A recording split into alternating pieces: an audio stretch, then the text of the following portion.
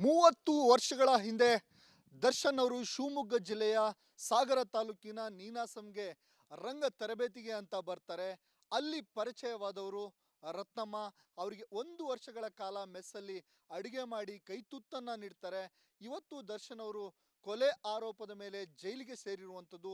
ಹಾಗಾದ್ರೆ ಆಗಿನ ದರ್ಶನ್ ಹೇಗಿದ್ರು, ಅವರ ಸ್ವಭಾವವೇನು, ಎಲ್ಲವನ್ನ ರತ್ನಮ್ಮ ಅವರ ಬಳಿ ಕೇಳೋಣ. ನಾನು ಅವ್ರ ಮನೆಗೆ ಹೋಗ್ತಿದ್ದೇನೆ, ಹೇಗಿದ್ರು ಅನ್ನೋದನ್ನ ನಾನು ನಿಮಗೆ ತೋರಿಸ್ತೇನೆ, ಬನ್ನಿ.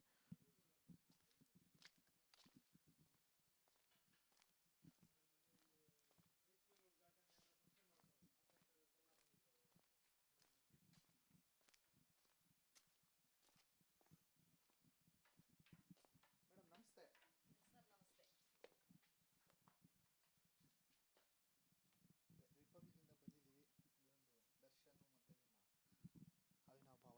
ಬಂದಿದ್ದೀವಿ. ಈ ಒಂದು ದರ್ಶನ್ ಮತ್ತೆ ನಿಮ್ಮ ಅವಿನಾಭಾವ ಸಂಬಂಧ ಹೇಗಿತ್ತು ಅನ್ನೋದ್ರ ಬಗ್ಗೆ ಮಾತಾಡಿಸ್ಲಿಕ್ಕೆ. Thank you sir. ನಿಮಗೆ ನಿಮ್ಮ ಚಾನಲ್ಲಿಗೆ ಎಲ್ರಿಗೂ ನಾನು ಥ್ಯಾಂಕ್ಸ್ ಹೇಳ್ತಾ ಇದ್ದೀನಿ. ದರ್ಶನ್ ಸರ್ ಬಗ್ಗೆ ಈಗಾಗಲೇ ನಾನು ಎಲ್ಲ ಕಡೆ ಹೇಳಿದ್ದೀನಿ, ಹಾಗಾಗಿ ಇನ್ನು ಮಾತಾಡೋದಕ್ಕೆ ಏನೂ ಇಲ್ಲ. ಆದ್ರೂ ಮಾತಾಡಬೇಕು. ಈ ಸಂದರ್ಭದಲ್ಲಿ ನಾವು ಅವ್ರ ಜೊತೆಗಿರಬೇಕು, ಅವ್ರ ಬೆನ್ನಿಗೆ ನಿಲ್ಲಬೇಕು. ನಾವು ಒಬ್ಬ ತಾಯಿಯಾಗಿ ಅಥವಾ ಒಬ್ಬರು ತುತ್ತು ಕೊಟ್ಟಿರೋರಾಗಿ ಅಥವಾ 1 ವರ್ಷ ಊಟ ಹಾಕಿದ್ದೀನಿ ಅಥವಾ ಒಂದು ವೀಕೆಂಡ್ ವಿತ್ ರಮೇಶಲ್ಲಿ ಬಂದಿದ್ದೀವಿ ಅಥವಾ ನಾನು ಅವ್ರ ಜೊತೆಗಿನ ಆ ಬಾಂಧವ್ಯಕ್ಕೆ ನಾನು ಅವ್ರ ಜೊತೆಗೆ ಇರೋದಕ್ಕೆ ಸಾಕಷ್ಟು ಮಾತಾಡೋಣ ಮೇಡಮ್. Okay sir.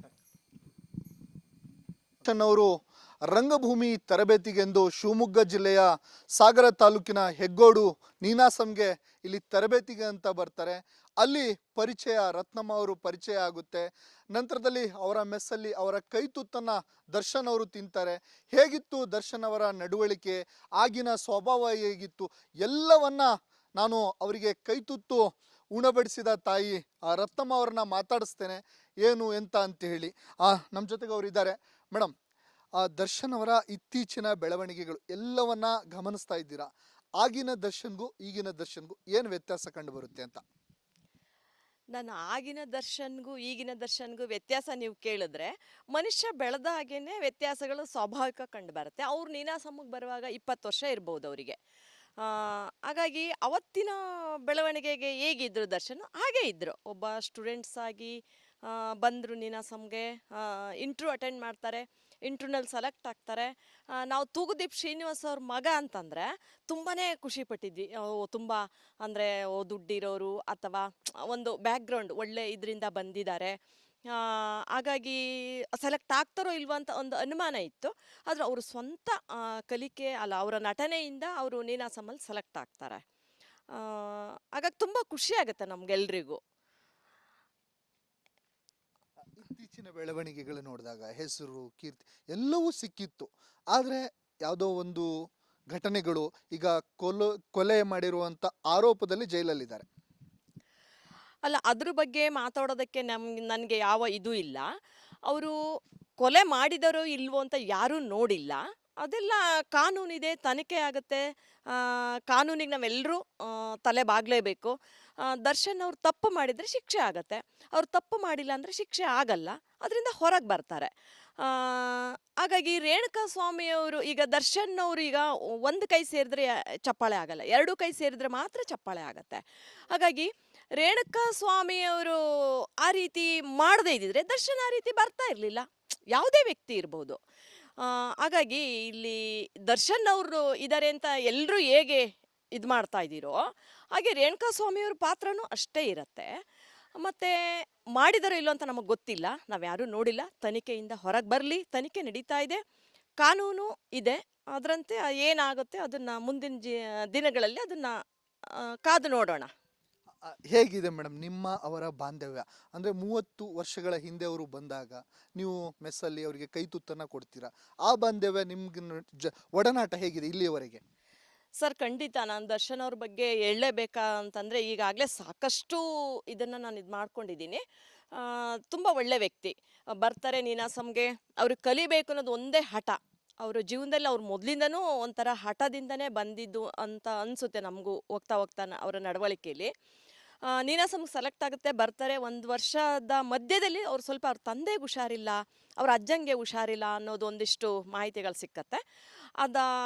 ಆ ನಡುವೆ ಅವರು ಊರಿಗೆ ಹೋಗೋದಕ್ಕೆ ಸ್ವಲ್ಪ ಪ್ರಾಬ್ಲಮ್ ಆಗುತ್ತೆ. ಆವಾಗ ನಾವು ಅವರಿಗೆ ಒಂದಿಷ್ಟು ಹಣಕಾಸಿನ ವ್ಯವಸ್ಥೆ ಮಾಡಿ ಊರಿಗೆ ಕಳಿಸ್ತೀವಿ. ಮತ್ತು ದರ್ಶನ್ ಬರ್ತಾರೆ ಇಲ್ಲೋ ಅಂತ ಅಂದ್ಕೊಂಡಿದ್ವಿ. ಬಂದರು ಅವರು, ಮತ್ತೆ ವಾಪಸ್ ನೀನಾಸಂಗೆ ಬಂದರು. ಬಂದು 1 ವರ್ಷವನ್ನು ಪೂರೈಸಿ ತರಬೇತಿಯನ್ನು ಪಡೆದು ಒಳ್ಳೆ ವ್ಯಕ್ತಿಯಾಗಿ ಇಲ್ಲಿಂದ ಹೊರಗೋಗಿದ್ದಾರೆ. ಇಲ್ಲಿಂದ ಹೊರಗೋದ ನಂತರ ಅವರು ಮೆಜೆಸ್ಟಿಕ್ಕು ಮತ್ತು ಕರಿಯಾ ಸಿನಿಮಾವನ್ನು ಮಾಡ್ತಾರೆ. ನಾವು ಎಲ್ಲರೂ ನೋಡಿ ತುಂಬ ಖುಷಿಪಟ್ವಿ. ಯಪ್ಪ, ದರ್ಶನ್ ಇಲ್ಲಿಂದ ಹೋದವರು ಇಷ್ಟು ಒಳ್ಳೊಳ್ಳೆ ಸಿನಿಮಾಗಳು ಸೂಪರ್ ಹಿಟ್ ಆಗಿದೆ, ಅವ್ನ ದರ್ಶನ ನೋಡೋಕ್ಕೆ ಅಷ್ಟು ಚಂದ, ಅಷ್ಟು ಖುಷಿ ಆಗತ್ತೆ. ನಾವು ಊಟ ಹಾಕಿದ ವ್ಯಕ್ತಿ ಇಷ್ಟು ಮಟ್ಟಕ್ಕೆ ಅಂದರೆ ನಮಗೆಲ್ಲರಿಗೂ ಹೇಳ್ತಿರೋದ ಖುಷಿ ಅದು. ಹಂಗೆ ಅದಾದ ಮೇಲೆ ದರ್ಶನ್ ಅವ್ರು ದಿಢೀರ್ನೆ ಒಂದಿನ ನೀನಾಸಂಗೆ ಎಂಟ್ರಿ ಕೊಡ್ತಾರೆ. ತರುಣ್ ಸುಧೀರ್ ಅವ್ರು ಇರ್ತಾರೆ. ತರುಣ್ ಅವ್ರು ಒಂದು 2-3 ಜನ ಎಲ್ಲ ಇರ್ತಾರೆ. ನಾವು ಮೆಸ್ಸಲ್ಲೇ ಇರ್ತೀವಿ. ಅವಾಗ ರತ್ನಕ್ಕ ಶ್ರೀಧರಣ್ಣ ಅಂತೇಳಿ ಬರ್ತಾರೆ ಮೆಸ್ಸಿಗೆ. ಬಂದು ನಮಗೆ ಸಿಕ್ಕಾಪಟ್ಟೆ ಖುಷಿ ಆಗುತ್ತೆ, ಅವ್ರ ಜೊತೆ ಮಾತಾಡ್ತೀವಿ. ಆಮೇಲೆ ಅಕ್ಕ ಕಾಫಿ ಬೇಕು ಅಂತಾರೆ.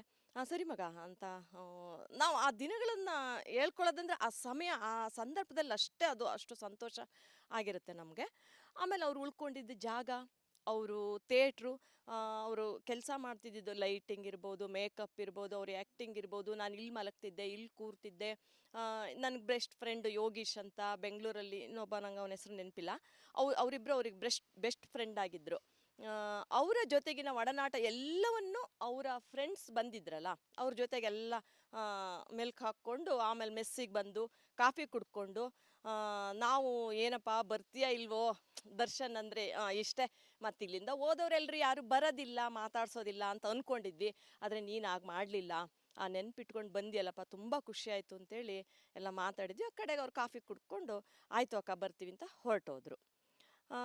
ಹೀಗೆ ಅವರ ಬದುಕಲ್ಲಿ ಹೀಗೆ ನಡೀತಾ ಹೋದಾಗ ತುಂಬ ಹಿಟ್ ಸಿನಿಮಾಗಳನ್ನು ಕೊಡ್ತಾ ಹೋಗ್ತಾರೆ.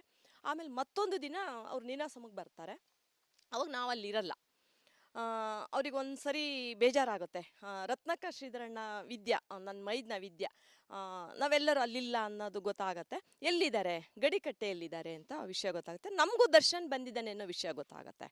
ಆಮೇಲೆ ನಮ್ಮ ಮನೆಯವ್ರು ಇಲ್ಲಿಂದ ಅಲ್ಲಿಗೆ ಹೋಗಿ ಕರ್ಕೊಂಡು ಬರ್ತಾರೆ. ಅವಾಗ ಬಂದಿದ್ದು ನವಗ್ರಹ ಟೀಮ್ ಅವರು, ನವಗ್ರಹ ಸಿನಿಮಾ ಟೀಮ್ ಅವರೆಲ್ಲ ಬಂದಿದ್ದರು. ಸೀದಾ ನಮ್ಮ ಮನೆಯವರು ಅಲ್ಲಿಗೆ ಹೋಗಿ ಕರ್ಕೊಂಡು ಬರ್ತಾರೆ. ಅದಕ್ಕೂ ಮುಂಚೆ ಅವರು ಚಿದಂಬರರಾವ್ ಜಂಬೆ ಅಂತ ಪ್ರಿನ್ಸಿಪಾಲು, ಅವ್ರ ಮನೆಗೆ ಹೋಗಿ ಅಲ್ಲಿ ಅವ್ರನ್ನ ಮಾತಾಡಿಸ್ಕೊಂಡು ನೀನಾಸಂಗೆ ಹೋಗಿ ಅಲ್ಲಿ ನೋಡಿಕೊಂಡು ಆಮೇಲೆ ಇಲ್ಲಿಗೆ ಬರ್ತಾರೆ. ಇಲ್ಲಿಗೆ ಬಂದಾಗ ನಮ್ಗೆ ದರ್ಶನ್ ಬಂದಿದ್ದಾರೆ ಅಂದರೆ ಮತ್ತೆ ಬಂದಿದ್ದಾರಲ್ಲ, ಸಿಕ್ಕಾಪಟ್ಟೆ ಖುಷಿ. ಏನಪ್ಪ ಅಂತೇಳಿ ಬಂದರು ಕಾರಲ್ಲಿ ಇಳ್ಕೊಂಡು ಬಂದರು. ನಮ್ಗೆ ಅವಾಗ ನಮ್ಮ ಮನೆ ಎದುರುಗಡೆ ಕಡಿಮಾಡು ಸಮೇತ ಇರಲಿಲ್ಲ. ಬಂದು ಜಗಲಿ ಮೇಲೆ ಕೂತ್ಕೊಂಡ್ರು. ಒಂದು ಟೀ ಶರ್ಟು 3-4 ಚಡ್ಡಿ ಹಾಕ್ಕೊಂಡಿದ್ರು ಎಲ್ಲರೂ, ಅಂದರೆ ಎಲ್ಲರೂ ಹುಡುಗರು. ಬಂದು ಖುಷಿಯಾಗಿ ಮಾತಾಡಿ ನನ್ನ ಮಗನ ಕೂರಿಸ್ಕೊಂಡು ನನ್ನ ಮೈದ್ನ ನಮ್ಮ ಮನೆ ಕೊಟ್ಟಿಗೆಗೆಲ್ಲ ಹೋಗಿ ದನಗಳನ್ನು ನೋಡಿ ಮಾತಾಡಿಸಿ ಒಬ್ಬ ಸಾಮಾನ್ಯ ವ್ಯಕ್ತಿಯಾಗಿ ಕೂತ್ಕೊಂಡು ಸರಿ ಆಯ್ತಕ್ಕ ನಾವು ಹೊರಡ್ತೀವಿ. ಇಲ್ಲಪ್ಪ ನಾವು ಅಡುಗೆ ಎಲ್ಲ ಮಾಡಿದ್ದೀವಿ, ಊಟ ಮಾಡ್ಕೊಂಡು ಹೋಗ್ಬೇಕಲ್ಲ ಮಗ ಅಂದು. ಪುಳ್ಚಾರು ಯಾರು ತಿಂತಾರಕ್ಕ, ನಮ್ಗಲ್ಲೆಲ್ಲ ಭರ್ಜರಿ ಊಟ ಇದೆ ಅಂದರು. ಸರಿ ಮಗ ಆಯಿತು, ಒಂದು ಕೆಲಸ ಮಾಡಪ್ಪ, ಅನ್ನ ಒಂದು ಮಾವಿನಕಾಯಿ ಗೊಜ್ಜು ಮಾಡಿದ್ವಿ, ಅದನ್ನು ಹಾಕ್ಕೊಂಡು ಕಲ್ಸ್ಕೊಂಬರ್ತೀನಿ, ನಾನು ನಿಮ್ಗೆಲ್ರಿಗೂ ಕೊಡ್ತೀನಿ, ಊಟ ಮಾಡಿ ಅಂದೆ. ಸರಿ ಆಯಿತು, ಒಂದು ತಟ್ಟೆಲಿ ಅನ್ನ ಕಲ್ಸ್ಕೊಂಬಂದು ಅವರಿಗೆ ನಾನು ಎಲ್ರಿಗೂ, ಅವರು 7-8 ಜನ ಇದ್ದರು, ಕೈ ತುತ್ತು ಕೊಟ್ಟೆ ನಾನು. ನನಗೆ ನಿಜವಾಗೂ ಅಷ್ಟು ದೊಡ್ಡ ಸ್ಟಾರ್ ನಟ, ಚಾಲೆಂಜಿಂಗ್ ಸ್ಟಾರ್ ಅಂತ ಅವಾಗ ಹೆಸರು ತೊಗೊಂಡಿದ್ದಾರೆ ಅಂಥ ವ್ಯಕ್ತಿ.